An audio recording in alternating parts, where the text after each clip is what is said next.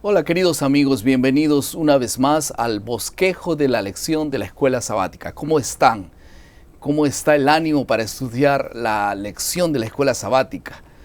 Es muy importante que una iglesia tenga un culto vivo, pero el culto vivo va a depender de un culto familiar vivo, y un culto familiar vivo va a depender de un culto personal vivo. Entonces, si quieren cambiar realmente el ánimo de una iglesia, todos los miembros debieran tener una viva comunión con Dios todos los días. Y este es el estudio de la lección de la escuela sabática, es fundamental. El día de la expiación es el título de la lección número 10.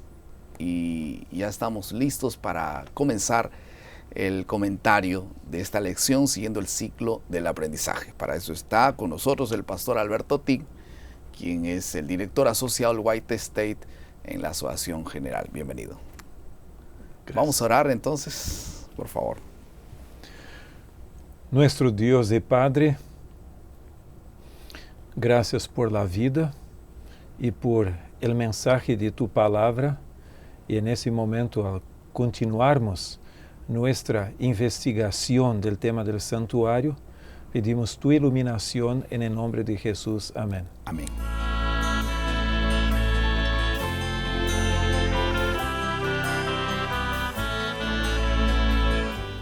Cuando era niño tenía la costumbre de recibir a mi padre con las quejas del día, y generalmente era llorando.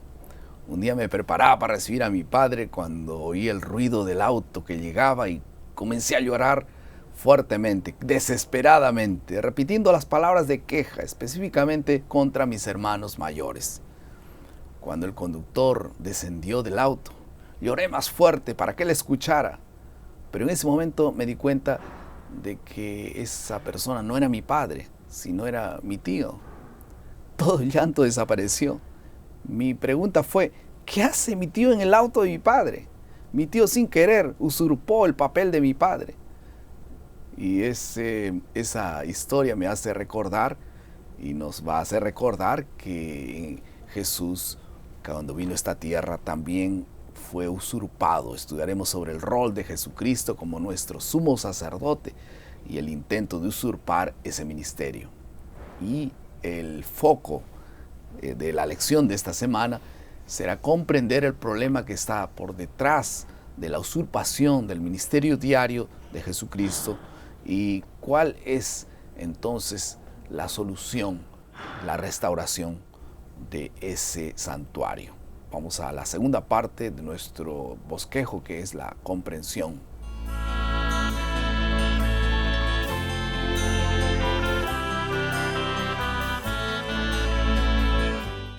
Rápidamente vamos a entrar a nuestro tema que tiene que ver con el día de la expiación, purificación. Pero estamos hablando de la purificación del santuario celestial. La pregunta es simple. Si el cielo, si el santuario celestial es un lugar puro y santo, ¿cómo es que necesita ser purificado? Tú sabes, pastor, que algunas de las preguntas más simples son las más difíciles de se contestar. Pero la Biblia tiene una respuesta para esto. En el antiguo cerimonial tú tenías el perdón por los pecados a lo largo del año por los sacrificios y transferencia de culpa para el santuario, y entonces había el día anual de purificación del santuario, que era el día de la expiación. Ahora, alguien puede quizás argumentar, esto era en el Antiguo Testamento. El Nuevo no, porque en el cielo no hay nada que contamina. Por supuesto que no hay la presencia del pecado, pero en el proceso de perdón del pecado hay la contaminación del santuario celestial, no en el sentido físico, pero espiritual, y que necesita de una purificación. Y si tú todavía estás en duda, vamos a leer juntos Hebreos capítulo 9, Hebreos 9, y los versos 22 y 23. Y casi todo es purificado según la ley, con sangre, y sin derramamiento de sangre no hay remisión. Pues fue pues necesario que las figuras de las cosas celestiales fuesen purificadas así, pero las cosas celestiales mismas con mejores sacrificios que estos. Es interesante que esse texto deja muy claro el concepto de que las propias cosas o las cosas celestiales mismas necesitavam de uma purificação com sacrifícios mejores. Ou seja, o sacrifício de Cristo. Então, nós não temos como explicar todos os detalhes, mas sabemos claramente que o texto habla de uma purificação do santuário celestial, de uma profanação ou contaminação que ocorreu. Y esa profanación se podría decir que es el intento de cambiar, por ejemplo, la ley, el intento de cambiar la persona que tendría que interceder por nosotros, intento de cambiar un confesionario, a quien nos confesamos, esos detalles que fueron incluidos en la iglesia cristiana primitiva. Bueno, Deus não cambiou seu santuário. O santuário todavia queda como Deus lo planeou. Pero há uma evidência muito clara, e se puedes ler para nós Daniel capítulo 8, los versos 9 hasta el 13. Y de uno de ellos salió un cuerno pequeño que creció mucho al sur y al oriente y hacia la tierra gloriosa. Entonces, pastor, só uma pergunta. Sí. ¿El cuerno todavía queda pequeño? Claro. Ele empezó pequeño e nós lo consideramos, pero ele cresceu muito. Hoje é cuerno grande. ¿Sí? Okay. E o que diz o verso 10? Y se engrandeció hasta el ejército del cielo, y parte del ejército y de las estrellas echó por tierra y las pisoteó. Y aún se engrandeció contra el príncipe de los ejércitos, y por el que fue quitado el continuo sacrificio, el lugar de su santuario fue echado por tierra, y a causa de la prevaricación se le fue entregado el ejército junto con el continuo sacrificio, y echó por ti la verdad por tierra, e hizo cuanto quiso y prosperó. ¿Y el 13? Entonces oí a un santo que hablaba, y al otro de los santos preguntó a aquel que hablaba: ¿hasta cuándo durará la visión del continuo sacrificio y la prevaricación asoladora, entregando el santuario y el ejército para ser pisoteados? Y esto tiene un paralelo también en 2 Tesalonicenses capítulo 2, que habla de que alguien iría a sentarse en el templo de Dios como si fuera el mismo Dios. Usurpando el lugar de Dios. Exacto. E Pablo habla deste poder como futuro em seus dias. Então, não há outra forma de encontrar o cumprimento desta predição do que o cristianismo pós-apostólico. Depois da morte de los apóstolos, o cristianismo não pudo vencer a tentação paganizadora do império greco-romano. E então não foi a conversão tanto del império para o cristianismo, pero o cristianismo para o império. Então, a Bíblia habla muito claramente que os muertos quedam em estado de inconsciência em la sepultura. Pero o catolicismo, ou a Igreja Católica, que é universal, depois da morte de los apóstolos, começou a ensinar a teoria grega de que a alma queda viva e vai ao cielo ou ao inferno, ao purgatório, como quieras. Então, outra coisa, a Bíblia habla que há um solo mediador entre Deus e os homens, que é Jesus Cristo. Pero por la teoria de la imortalidade del alma, se puse cantidad de mediadores, empezando com la Virgem Maria, São Pedro, los apóstolos, outros santos. una cantidad de santos para cada día del año, que hasta tuvieron que tener el Día de Todos los Santos para aquellos que no tuvieron un cupo adentro de uno de los días del año. Y además, la Biblia dice que en Hebreos que Jesús murió una vez por todas, pero en el sacrificio de la misa, el cura tiene el poder, como los dicen oficialmente la teología católica, de repetir el sacrificio de Cristo. Entonces, nós vamos a ver, la Biblia diz que temos que orar directamente a Deus para perdão de nossos pecados em el nombre de Jesus. Pero eles puseram quantidade de curas ou de sacerdotes com a habilidade de perdonar pecados. Mira, se eu ofendo al cura o al sacerdote, eu vou a pedir perdão a ele. Claro. Pero o que tem a ver quando eu tive um mau pensamento com outra pessoa e vou a pedir perdão a ele? Ele não tem essa habilidade, só Deus la tem. Então, houve todo um paquete de falsificação ao sacrifício e ao sacerdócio de Jesus no céu. Então, el continuo ministerio, el ministerio diario de Jesús en el lugar santísimo no sería necesario por estas otras acciones. Es por eso tan importante poder vindicar el ministerio de Jesús en el lugar santísimo. Ahora, en relación a la restauración del santuario, ¿cuáles son las características específicas de esta restauración? Bueno, el texto que empezamos leyendo, pero no lo leemos hasta el fin, es Daniel 8, 9 a 13. Y ahora tenemos la respuesta en el verso 14.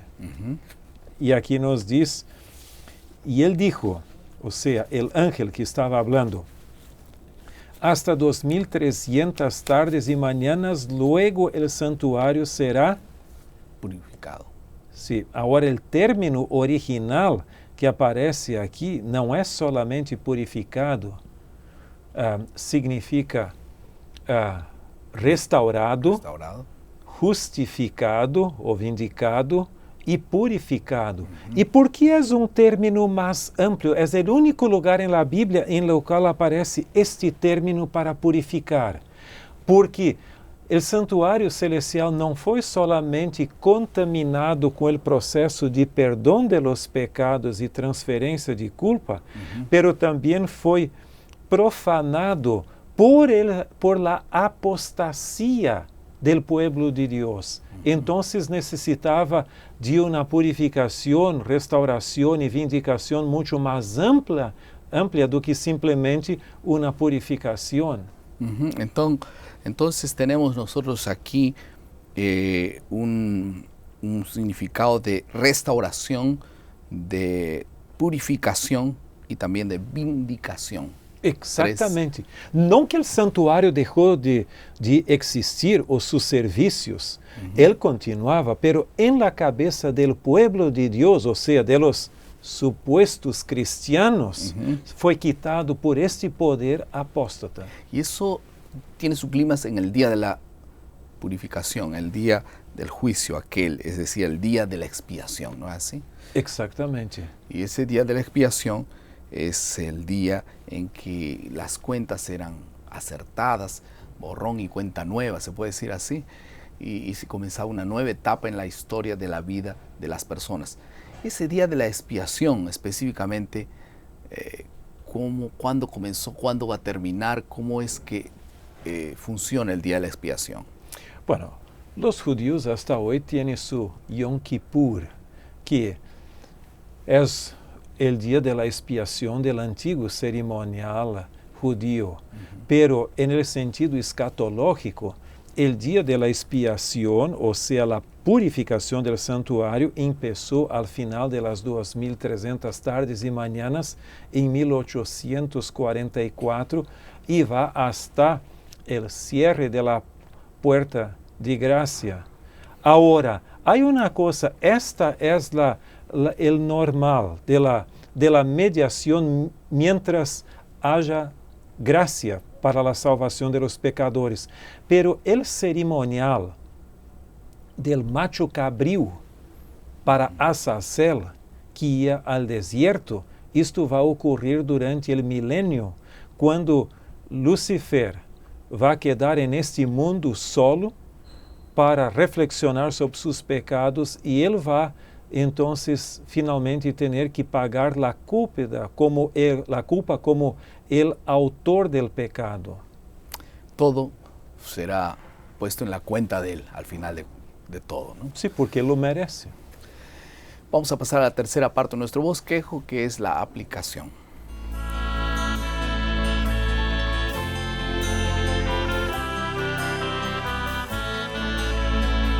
¿Cuál es la tarea del pueblo remanente en el tiempo del fin? El mundo necesita saber que la justicia y el juicio, como fueron profetizados en Daniel 8:14, sucederán y que ahora es el tiempo de aceptar la salvación ofrecida por Jesús. No hay otro medio, es la iglesia llamada para anunciar el grande día del juicio y que todavía hay gracia hasta que un día se acabe todo ese tiempo. En cuanto hay gracia, la iglesia todavía tiene una oportunidad de anunciar ese mensaje. Entonces, tu unidad, tu pareja misionera, tú mismo, tu iglesia, todos fuimos llamados para cumplir ese propósito. Vamos a pasar a la última parte de nuestro bosquejo, que es la creatividad.